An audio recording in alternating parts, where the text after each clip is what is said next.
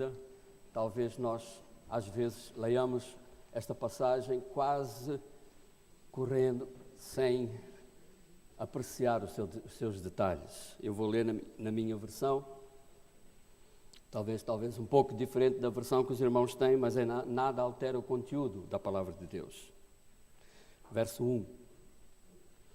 Portanto, se há em Cristo alguma exortação, alguma consolação de amor, alguma comunhão do Espírito, se há qualquer sentimento profundo de compaixão, completai a minha alegria para que tenhais o mesmo modo de pensar, o mesmo amor, o mesmo ânimo, pensando a mesma coisa.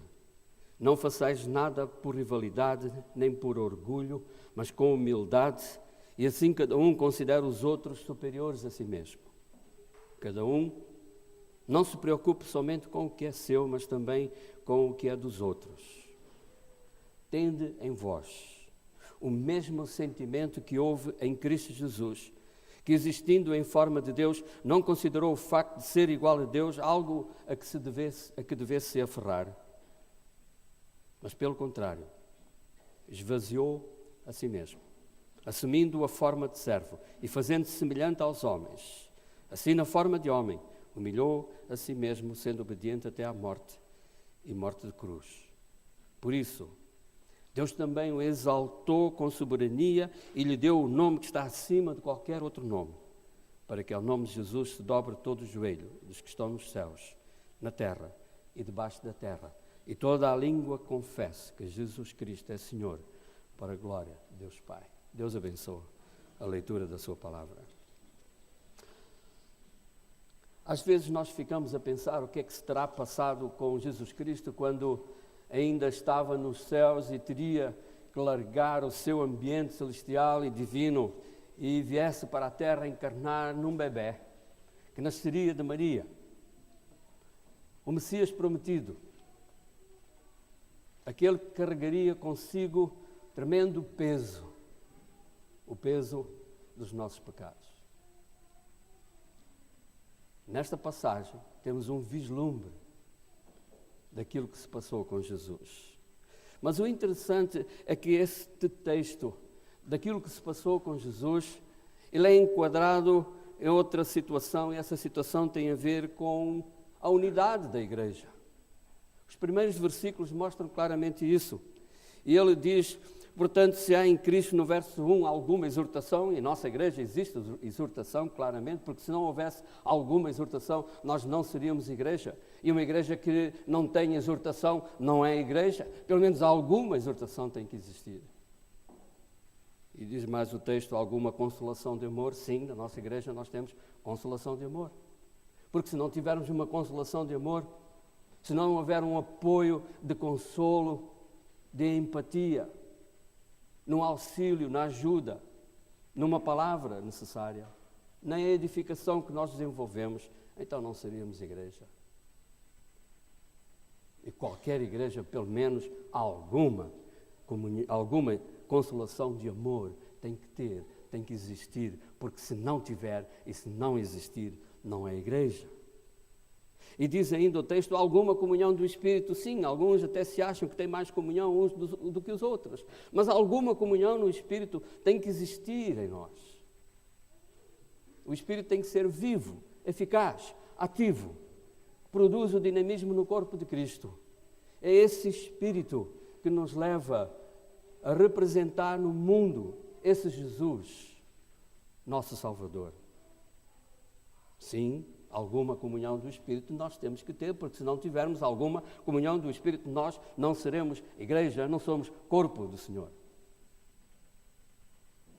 E diz mais o texto, se há qualquer sentimento profundo de compaixão. Sim, nós temos sentimentos profundos de compaixão, nós temos pena também uns dos outros, nós temos pena das circunstâncias, das situações, das dificuldades, dos problemas, do desemprego, da crise, seja lá do que for. Há sempre uma ocasião na qual a compaixão está em nós. Por aquilo que Deus criou também. Estragamos tanta coisa. Às vezes eu costumo sentir uma certa dor no coração, porque verifico, por exemplo, na minha própria casa, muitas vezes o desperdício que nós temos daquilo que jogamos fora no lixo, porque se estragou na geleira, no frigorífico, desculpem. Talvez esqueça porque não estou mais na África. Estragamos. E aquilo que é uma verdade. O nosso lixo seria a alimentação de muita gente por esse mundo afora. E nós desperdiçamos. E se tivermos compaixão, nós de alguma forma também seremos mais justos, mais dinâmicos. A nossa compaixão fará também com que haja outros ministérios da igreja. E nós damos graças a Deus pelos ministérios de compaixão que a igreja tem. E pode ter mais. E uma igreja, pelo menos alguma compaixão, tem que ter, porque se não tiver, não é igreja. Mas Paulo, no verso 2, está a dizer que isso não é suficiente. Ele, no verso 2, diz que tem que ser completado. Talvez atrás nós temos aquilo que é básico, porque é alguma coisa disto, alguma coisa daquilo, alguma, não é? Daquele outro. É alguma, mas ele diz isso tem que ser completado. Ele tem que ser completado, diz no verso 2, no sentido de ter o mesmo modo de pensar. E diz que temos que ter o mesmo amor, o mesmo ânimo, a mesma velocidade, a mesma direção, os mesmos objetivos, os mesmos propósitos. Todos nós temos que caminhar exatamente na mesma direção, como um corpo unido, firme, consolidado. Sabe o que quer, sabe o que crê, sabe por que crê, sabe para o que crê. E desenvolve assim, dessa maneira, algo que muitas vezes falta na vida das igrejas. Nós temos que completar a comunhão do Espírito, o sentimento profundo ou a compaixão, nós temos que completar as exortações e as consolações do amor, temos que completar com o mesmo modo de pensar, com o mesmo amor, com o mesmo ânimo, pensando exatamente a mesma coisa. E diz o verso 3, então, não façais nada por rivalidade, nem por orgulho. Quantas igrejas têm sido destruídas por causa da disputa do poder? E muita gente, nesse sentido, se esquece que esse poder não lhes pertence, porque a igreja é de Cristo. E Cristo afirmou perentoriamente, é-me dado todo o poder nos céus e na terra. O poder é dele. Ele é o cabeça da igreja. Não nos pertence aos homens, não pertence aos homens terem o poder sobre a igreja que é de Cristo. E nós temos que entender claramente que nós não podemos funcionar e estar uns com os outros e numa perfeita comunhão com Jesus Cristo se nós andarmos em rivalidade, se andarmos por orgulho, se andarmos espavoneando, às vezes, prosperidade no meio de outros. Muitas vezes equalizando a fé à prosperidade. Diz o texto ainda alguma coisa mais com humildade. A humildade tem que ser a nossa marca principal, não um rótulo, mas um estado, não uma atitude, mas também um comportamento, no sentido de que nós temos que ter aquela filosofia que João Batista tinha em relação a Jesus Cristo. É importante que ele cresça e eu diminua. E a nossa representatividade não pode ser focada no homem, não pode ser focada no seu ministério, nem nos sucessos que porventura tenha alcançado. Porque não é dele o crescimento, não é dele os resultados, mas de Deus em Cristo Jesus. Por isso, assim, cada um considere os outros como superiores a si mesmo. E aqui começa a desembrulhar o segredo daquilo pelo qual Cristo passou antes de encarnar. Cada um não se preocupe somente com o que é seu, mas também com o que é dos outros. Lembram-se de Jesus Cristo dizer aos seus apóstolos e discípulos que eu não vim para ser, mas para... Que eu não vim para ser, mas para... E Cristo disse, assim como Deus me enviou, eu vos envio a vós. E até na ceia, é interessante, na altura que os discípulos estavam a discutir qual deles era o mais importante, qual deles iria substituir o Mestre após a sua ressurreição, porque eles, pela fé, sabiam que Cristo tinha-lhes dito que ia morrer. E já estavam a discutir entre eles qual era o maior. E Cristo dá-lhes a lição da necessidade da humildade. Nós temos que ser pessoas, como eu estava a dizer, a nossa filosofia é que Ele cresça e nós diminuamos, porque tudo quanto nós fizermos, ou tudo quanto nós venhamos a fazer, tem que ser feito no sentido de Cristo ser mostrado, de Ele aparecer, de ser o foco de tudo quanto é realizado, até no nosso próprio pensamento. Temos que ser cristocêntricos. E é Ele que tem que estar constantemente e sempre no centro da nossa atenção, das nossas orações, dos nossos ministérios, da nossa vida, do nosso testemunho, seja o que for que nós façamos. Ele tem que estar no centro. E Ele então completa. Atrás tínhamos o básico, depois o complementar, eu até diria que nós temos o implemento maior. Ele diz, tendo em vós o mesmo sentimento que houve em Cristo Jesus, que existindo em forma de Deus, não considerou o facto de ser igual a Deus algo a que ele se devesse apegar, mas pelo contrário, esvaziou-se a si mesmo, assumindo a forma de servo, fazendo-se semelhante à forma humana aos homens. Às vezes dá vontade de nós também entrarmos nas questões teológicas que aqui estão mencionadas, mas não é a altura para isso.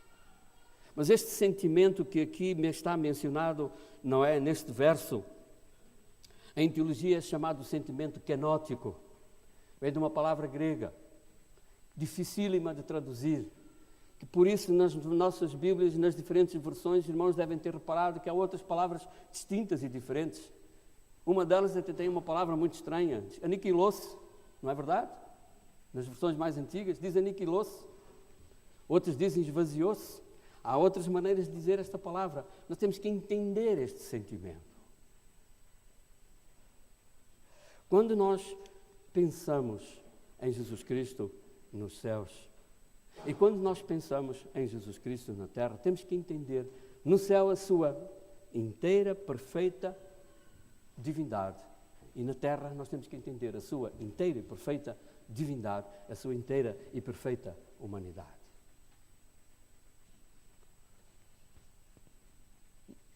Seria interessante especular sobre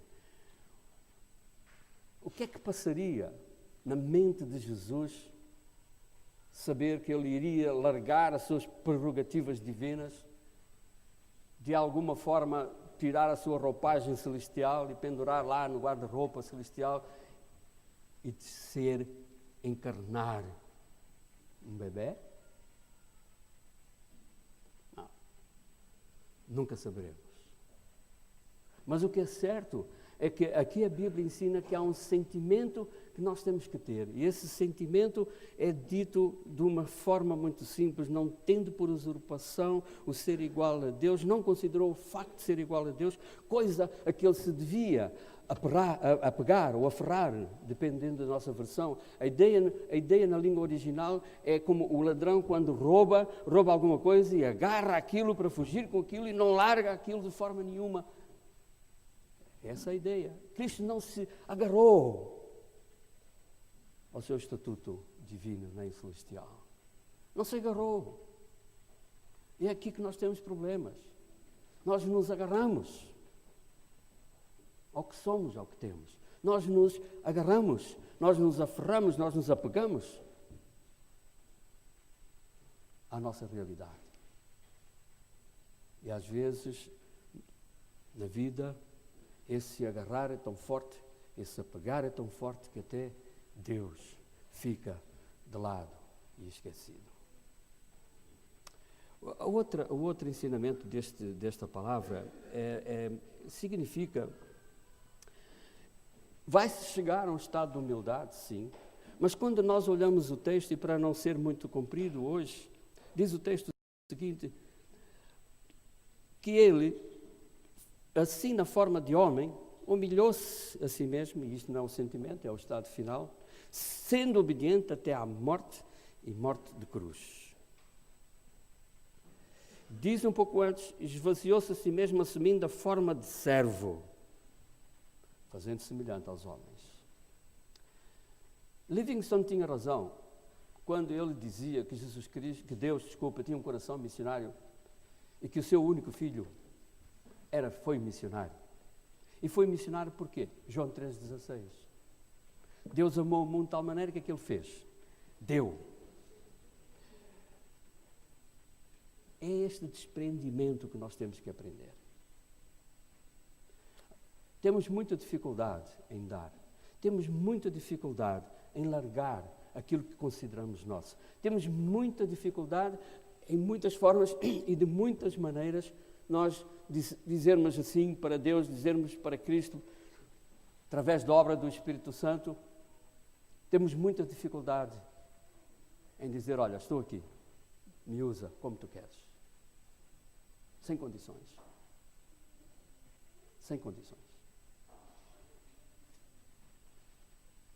Alguns até na área de missões oferecem-se para missionários e dizem assim de uma maneira muito simples. Eu quero ser missionário, mas tem que ser tal lugar.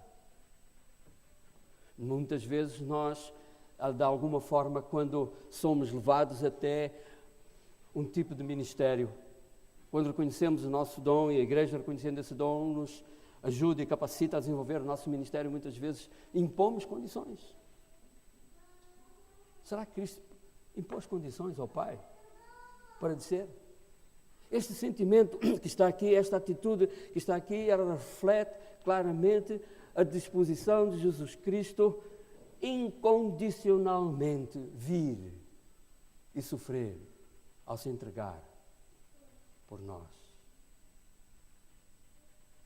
Quando formos capazes de ter a mesma atitude, quando formos capazes de ter o mesmo sentimento, então a nossa comunhão com a igreja é perfeita, a nossa comunhão com Cristo será perfeita, a nossa comunhão será verdadeira, real e concreta. E quando nós abrimos o prato do pão e quando esse pão é distribuído por todos nós estamos a dizer para Deus e para o mundo que somos um em Cristo, um pão que é repartido por todos. Não levantes as tuas diferenças, nem tragas as tuas opiniões particulares e pessoais, porque aqui somos um corpo só. E todos temos que nos envolver e trabalhar, única e exclusivamente, para que Ele seja glorificado e honrado através das nossas vidas. Qual é a tua disposição para uma comunhão com os teus irmãos? Qual é a tua disposição para trabalhar sem condições, ou melhor, incondicionalmente, no reino do nosso Deus? Qual é a disposição mental? Qual é o funcionamento prático que é necessário? Temos de pensar claramente nisso e temos de nos encaixar na vida da igreja, claramente entendendo que ali eu estou em comunhão com os meus irmãos, mas pelo sangue de Cristo, não por vontade humana, não por circunstâncias quaisquer, mas porque Ele nos uniu e porque Ele ainda nos une. E é Ele que é a referência maior para a nossa vida. Por isso, queridos irmãos, leiamos noutra altura de novo, quando puderem, esta passagem. E deixem que a palavra de Deus determine a vossa mente. E que ela determine a vossa maneira de pensar. E que entendam que aquilo que eu faço, verso 3, não pode ser por rivalidade, nem orgulho, mas com humildade. E cada um considerando os outros superiores a si mesmo. A atitude de servo não é fácil. Não é fácil no mundo cuja filosofia é exatamente o oposto e o contrário. Toda a gente quer ser servido. Toda a gente quer ter alguém que lhe faça alguma coisa benéfica ou positiva. Mas aqui é o oposto. Ninguém está à espera de nada. Nós é que temos que realizar a nossa quarta parte de responsabilidade no desenvolvimento do reino de Deus. Tendo em vós o mesmo sentimento que houve em Cristo Jesus, que existindo em forma de Deus, não considerou o facto de ser igual a Deus algo a que ele se devesse apegar e não largar, e largou. Pelo contrário, esvaziou-se a si mesmo, sem condições. Não há salvação sob condições. Não há edificação sob condições. Não há santificação sob condições. Não há nada na nossa salvação sob condições. Nós temos que nos despir de preconceitos, de condições, de opiniões e deixar que nos apresentemos perante Deus, mãos abertas, limpas, coração aberto, vazio. Esvaziemo-nos, pois, daquilo que tem impedido a nossa comunhão com Cristo e com a sua igreja. Amém.